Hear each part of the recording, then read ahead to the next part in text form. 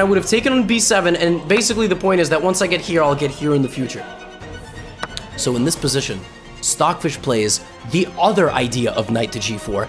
Knight h2! The arrival of the horse in front of the king! There's a fork. Now white moves the bishop, attacking the queen. The queen goes back to b8. What is going on? Look at this diagonal. What is happening here? Now, after rook to g1, the idea was never to take the bishop.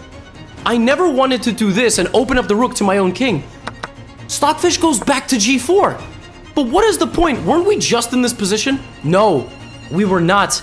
Because now I have this, and that's mate. Oh my god. And in this position, Stockfish steps on the freaking gas. Rook h6.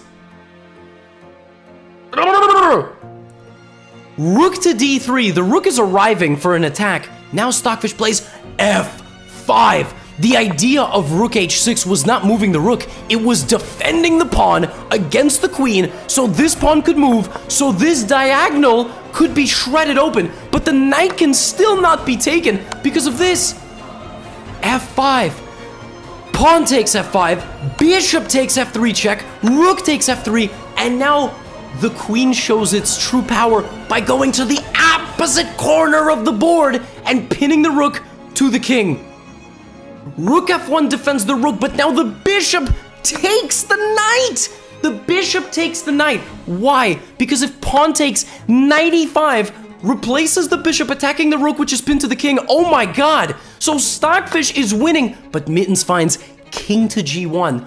Unpinning from the rook, unpinning from this. Now the knight is hanging and the bishop is hanging and the game is still close.